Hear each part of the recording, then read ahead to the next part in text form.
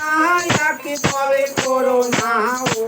আয়াতে পরে রে মানুষের জন্যে বেড়াইছি মানুষের জন্যে মনের মানুষ পাবনে পরে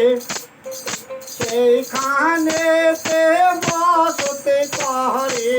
মনের মানুষ পাবনে পরে সেইখানেতে বসতে করে হযরত জব্বার না জেনে ঘুরে যাবার না জেনে ঘুরে গুনিয়া নিরে মানুষের জন্যে